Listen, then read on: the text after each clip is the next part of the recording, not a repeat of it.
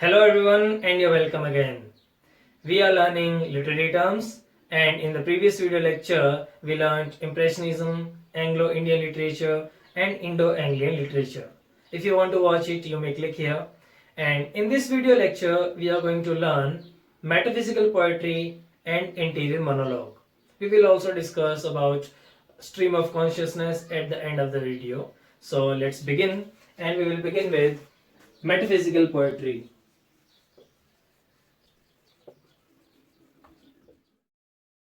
So what is metaphysical poetry?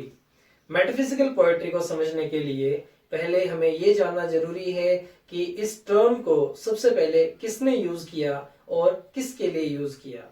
18th century में एक बहुत ही फेमस लिटरेरी क्रिटिक और बायोग्राफर हुए जिनका नाम था डॉक्टर सैमुअल जॉनसन।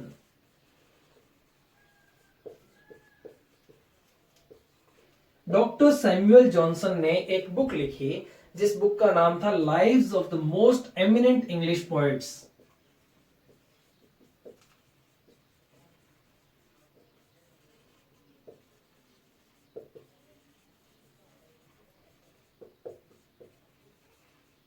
इस बुक में उन्होंने 52 पोएट्स के ऊपर बायोग्राफीज लिखी, शॉर्ट बायोग्राफीज लिखी, उनकी पोएम्स की फीचर्स के बेसिस पे उनको कैटेगराइज किया। और डॉक्टर सैमुअल जॉनसन ने अपनी इस बुक में कुछ एक पोएट्स को एक नाम दिया मेटाफिजिकल पोएट्स का। वो मेटाफिजिकल पोएट्स की जो पोएम्स थी उन्हीं पोएम्स को हम मेटाफिजिकल पोएट्री के नाम से जानते हैं। वो कौन कौन मेटाफिजिकल पोएट्स थे डॉक्टर सैमुअल जॉनसन के अकॉर्डिंग? उनमें से कुछ एक के नाम जैसे कि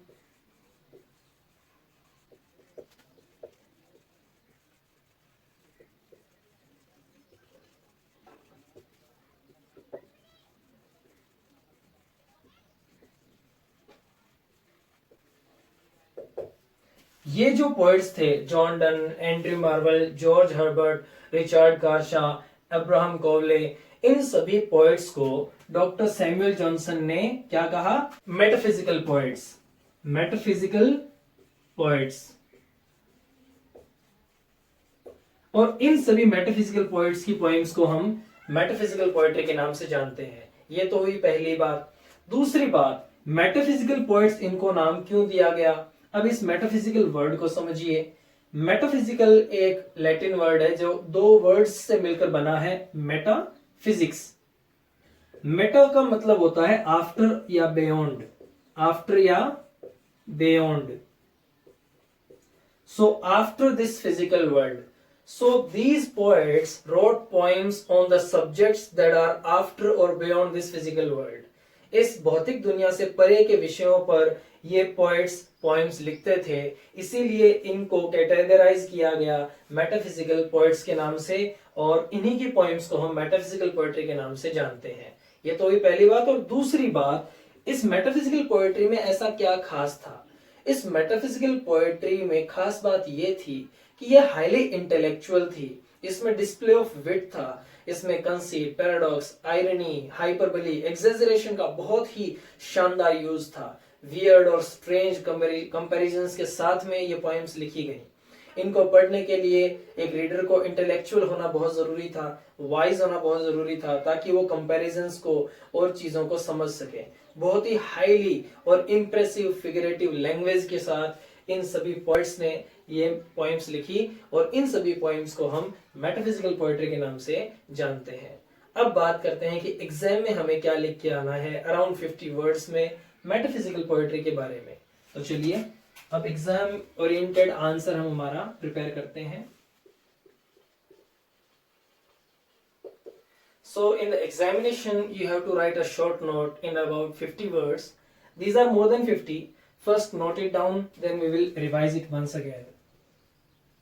So we have written that the term metaphysical poetry was first used by the critic Dr. Samuel Johnson.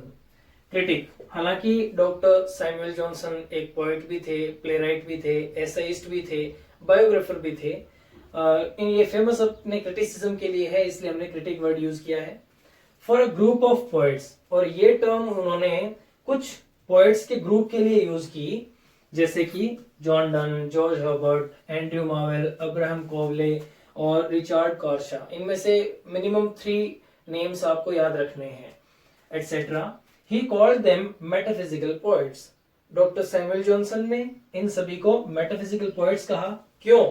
क्योंकि दे रोट पोएम्स, क्योंकि वो पोएम्स लिखते थे ऑन द सब्जेक्ट्स, ऐसे विषयों पे that are beyond this physical world, जो इस भौतिक दुनिया से परे के विषय हैं, जैसे लव, गॉड, एग्जिस्टेंस, स्पिरिचुअलिटी। ये सभी विषय ऐसे हैं जिनका साइंस के पास जवाब नहीं है, और ऐसे ही विषयों को मेटाफिजिकल सब्जेक्ट्स कहा जाता है।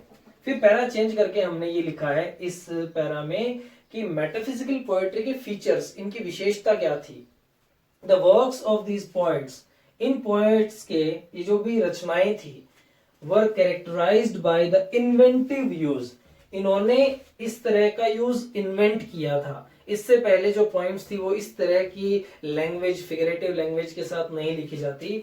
इन्होंने एक इन्वेंटिव यूज किया कंसीट का। ये सब कंसीट, पैराडॉक्स, आयरनी, हाइपरबोली, ये सब फिगर्स ऑफ स्पीच होते हैं।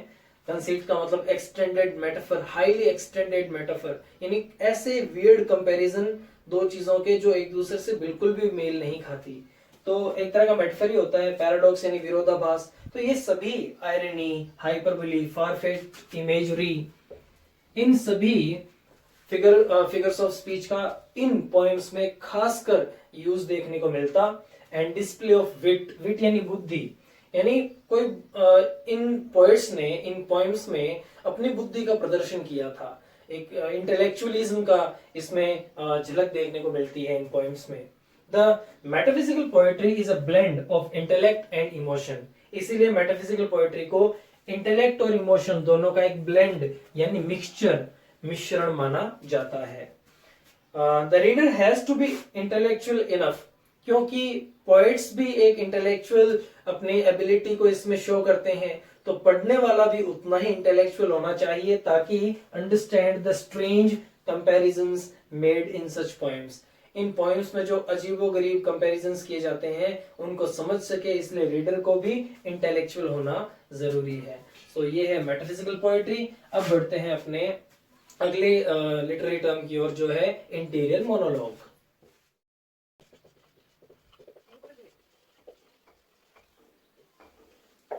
So now what is interior monologue? Interior monologue is such a narrative technique in which the writer shows the flow of thoughts of a character's mind. यानी किसी भी fiction, dramatic या non dramatic fiction में किसी character या protagonist के mind में जो थॉट्स आ रहे होते हैं उनको एक्सप्रेस करने की एक टेक्निक है, नैरेटिव टेक्निक है इंटीरियर मोनोलॉग। इसको और अच्छे से समझने के लिए इसके काइंड्स को समझिए। There are 2 kinds of interior monologue: direct interior monologue and indirect interior monologue. Direct interior monologue में क्या होता है कि कैरेक्टर ही अपने थॉट्स को एक्सप्रेस करता है स्टेज पे या किसी भी फिल्म में। जो कैरेक्टर होता है वही अपने थॉट्स को जब बताता है और उसमें ऑथर का कोई रोल नहीं होता, वो डायरेक्ट इंटीरियर मोनोलॉग होता है। इनडायरेक्ट इंटीरियर मोनोलॉग में कैरेक्टर कुछ नहीं बोलता, कैरेक्टर उसमें साइलेंट रहता है और ऑथर पीछे से बैकग्राउंड में प्रेजेंटेटर, गाइड या कमेंटेटर के रूप में उस कैरेक्टर के थॉट्स को एक्सप्रेस करता है, बोल के सुनाता है। इनके एग्जांपल्स आप समझिए, जैसे कि आपने एक पोएम पढ़ी होगी द 7 एजेस ऑफ मैन, जिसमें जेकस अपने थॉट्स को खुद ही बोल के एक्सप्रेस करता है, वो है डायरेक्ट इंटीरियर मोनोलॉग। और कई बार आप मूवीज में देखते होंगे कि कैरेक्टर साइलेंट रहता है और उसके माइंड के जो थॉट्स है वो बैकग्राउंड में एज अ वॉइस ओवर सुनाए जाते हैं, वो इनडायरेक्ट इंटीरियर मोनोलॉग है। ऑलराइट, तो सिंपल सी बात है, मोनोलॉग यानी एकालाप, एक तरह से स्पीच होती है और उसमें कैरेक्टर अपने थॉट्स को एक्सप्रेस करता है, वही मोनोलॉग है। और इंटीरियर मोनोलॉग, जैसा कि अभी मैंने बताया, वो इंटीरियर मोनोलॉग होता है। एग्जाम में अब क्या लिखना है हमें, ध्यान से देखिएगा। एग्जाम में हमें लिखना है कि इंटीरियर मोनोलॉग